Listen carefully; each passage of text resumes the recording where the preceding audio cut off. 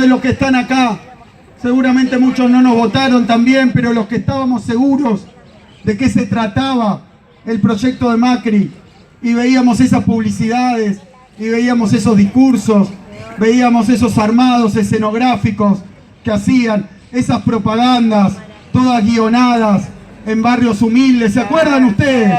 Pero ¿saben qué? Nos equivocamos, y hay que reconocerlo.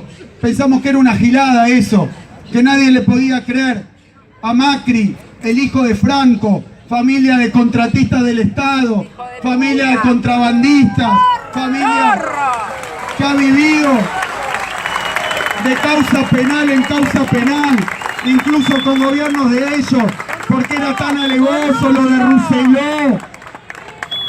Incluso así nosotros decíamos, ¿cómo le van a creer ahora? ¿Por qué le van a creer que viene a hacer? Porque fíjense, parece joda que el gobierno de Macri venga a hacer una limpieza del tema de la corrupción. Parece joda, y sin embargo, lo instalaron. Entonces yo quiero volver sobre esa campaña para que pensemos dos veces de qué se trató esa campaña. Y yo, el otro día pensando sobre esto, llegué a la conclusión, atando nudos, ¿no?, de esto del llamado marketing político. Y quiero hablar un segundo de ese tema del marketing político. Tomá el mate tranquilo, Axel, dale. El marketing político, fíjense, cuando a uno le hablan de marketing empresarial, porque el marketing viene del sector empresario, del marketing empresarial, del marketing privado, no político, el marketing comercial, el marketing para la venta. Ese marketing, ¿de qué se trata? Fíjense, recuerden cualquier propaganda de un producto de esas que pasan todo el día en la tele, no importa, un detergente, una lata de gaseosa, un destino turístico, lo que sea. Fíjense, el marketing no habla del político, no habla del producto. En el sector privado no habla del producto. No se pasan describiendo las virtudes del producto, sino que te hablan de lo feliz que vas a ser, de lo feliz que vas a ser si te tomás esa gaseosa, de cómo un ama de casa no va a laburar más si compra ese detergente o ese limpiador de baño, cómo la vida te cambia con la pelotudez de comprar un producto. Te quieren convencer de que vas a ser más feliz, más rico, más famoso.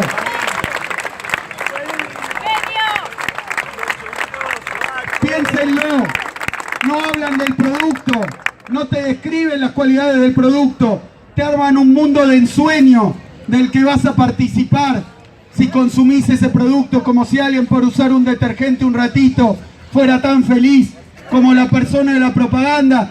Pero eso está científicamente estudiado, está probado, funciona, venden de esa manera, y ese es el sistema que han traspolado a la política, que han usado para la campaña de Macri. Piénsenlo, no te hablaban del producto Macri, te hablaban de la revolución de la alegría, te hablaban de que podemos vivir mejor, te hablaban de que todo lo que está bien va a seguir y todo lo que está mal va a cambiar. Te hablaban de todo eso, y entonces estuvieron trabajando en una campaña sin ningún contenido. Compañeros, compañeras, yo llamo la atención sobre esto. Bueno, vamos a hacer... Vamos, cierren el techo.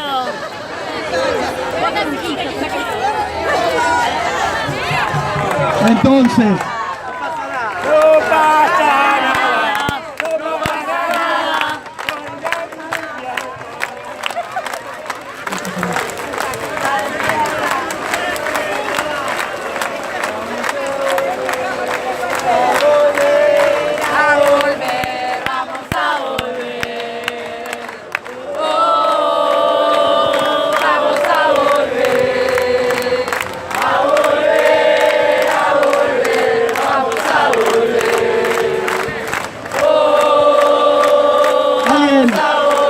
Compañeros, ¿alguien se va a ir? ¡No! No nos vamos a ir. Compañeros, compañeras, entonces decía, me parece central recordar esa campaña, porque esa campaña fue la que convenció a mucha gente que los votó. Esa campaña donde estaba Macri, pero Macri estaba rodeado de su familia, de Julián Aguada, de Antonia, que la han usado para esa campaña electoral. Que la han usado esa campaña electoral. Y ¿saben qué? Muchos argentinos votaron por eso, por una campaña de marketing político científicamente diseñada, con focus groups, con encuestas para ver qué quería oír la gente, y le dijeron exactamente lo que la gente quería oír. Y olvídense de que estaba Macri ahí en la boleta o en la pantalla, y díganme quién no votaría a alguien que te promete vivir mejor, una revolución de la alegría. Fíjense, toda esa campaña que no hablaba de nada, la usaron y la pergeñaron para conseguir el voto de la gente que no quería esto que está pasando, que no votó por esto que está pasando. Por eso me parece central volver a esa campaña en nuestra discusión con los que votaron a Macri. No lo votaron para esto, lo votaron para la revolución de la alegría, lo votaron para vivir mejor. Esa revolución de la alegría que decía yo recién, que tenían algunos nada más, que tenía el señor Paul Sinker, que le pagaron más que lo que nunca soñó. Esa revolución de la alegría que era para muy pocos, se la vendieron a todos. Por eso a mí me interesa que nosotros, cuando hablemos con los que creyeron en eso, no les digamos ni que los engañaron, ni que fueron tontos, ni que nosotros ya les dijimos y ya sabíamos. No podemos ir a hablar con esos argentinos de esta manera, porque eso va a provocar rechazo, obviamente. Pero ¿saben por qué? Porque el tema no es que ellos fueron tontos o los engañaron o no se dieron cuenta. El tema es que científicamente, a través del marketing, que no es una ciencia de la verdad sino de la mentira, montaron una estafa electoral como nunca se hizo en toda la historia argentina. Los estafaron, que no es lo mismo que equivocarse, que te estafen. Yo digo, si uno va y se compra un auto y está el escribano, y está el registro automotor, y está el 08, y está todo perfecto, pero después no está el auto. Te estafaron, no que sos tonto, te mintieron, montaron una estafa electoral. Los argentinos fueron estafados.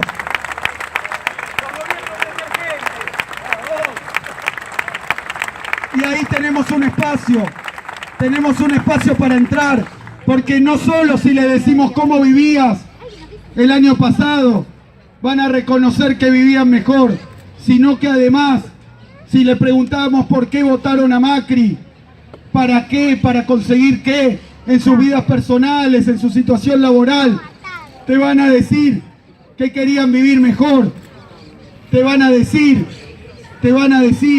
que querían ser más felices, ¿quién no? Pero la realidad es esta, y cuando uno recorre las calles de la Argentina, este no es un gobierno que haya traído ni bienestar ni alegría. Trajo tristeza, trajo desocupación, trajo caída del salario, trajo explotación, trajo represión. Y la gente se va dando cuenta. Y hay que tener paciencia, pero hay que confrontarlos y hay que denunciar esa estafa que les hicieron. Estamos con ellos, no contra ellos, por tontos o por lo que votaron. Estamos con ellos porque el dispositivo mediático, la comunicación de masa, los sectores dominantes montaron una enorme estafa para inducirlos a votar lo que votaron.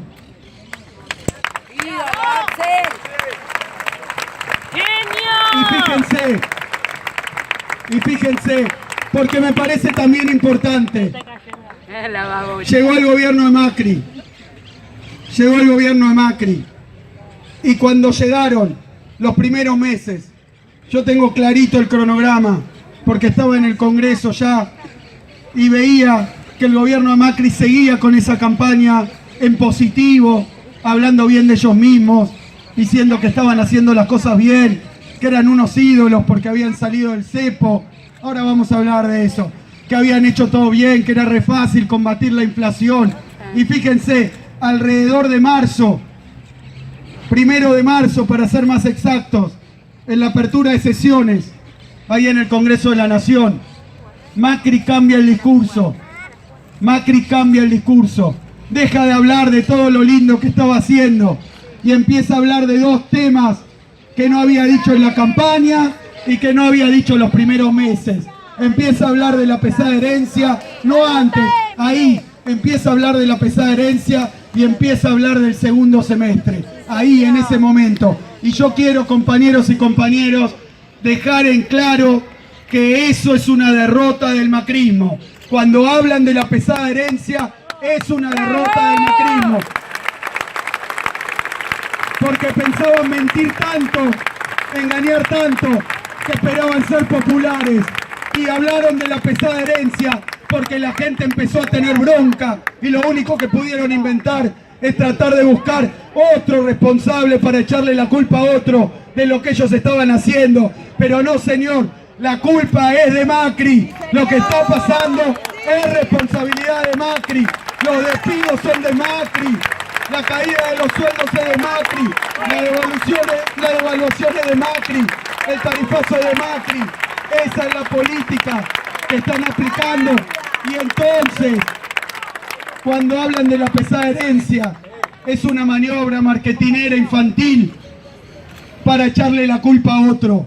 Pero si uno tiene que echarle la culpa, yo siempre digo, es como mi nene más chiquito que se le rompe algo y lo esconde.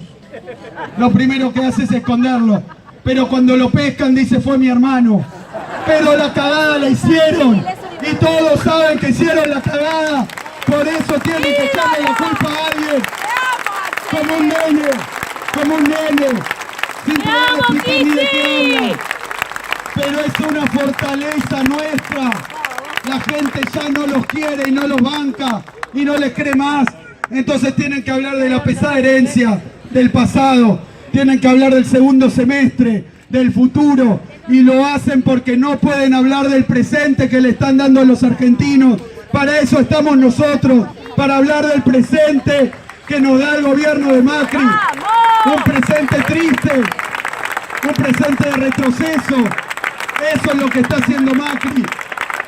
Y van 9 meses y cada vez se puede esconder menos y esquivar menos el bulto de lo que están generando en el país. Por eso esos recambios de los que hablaba antes. Por eso esos intentos de ensalzar nuevas figuras.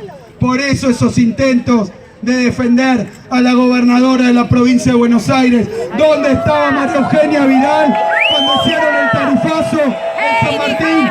No la vi con los vecinos, no la vi con las empresas, no la vi con los pobres. La vi escondida abajo de una baldosa a ver si zafaba de una responsabilidad que le toca, porque el gobierno de Vidal es el gobierno de Macri. Ella lo llevó al gobierno, fue en la provincia de Buenos Aires, con esa imagen que cosechó, que lo llevó al gobierno. Es responsabilidad de Vidal, que dé la cara a Vidal por los desastres que están pasando en la provincia de Buenos Aires. Compañeros, compañeras, fíjense, hay que saber trabajar sobre estos temas, sobre lo que decían y lo que pasó, sobre cómo estaban y cómo están. Hay que trabajar sobre la realidad que hoy está inscripta en el cuerpo de los argentinos. Lo vemos por todos lados, todos con miedo de perder el laburo. Eso ya no existía en el país. Todos sabiendo que tienen problemas para llegar a fin de mes. Todos viendo que no tienen ni puta idea de cómo va a terminar este año, ni siquiera. Todo eso es lo que produjo el gobierno de Macri. Y es una ventaja que tenemos que trabajar ahora con todos los que lo votaron, uno por uno, preguntándole, confrontándolo, y si tenemos que comernos una puteada, una crítica, pongamos la otra mejilla, con tal de que la gente no siga engañada por los medios de comunicación.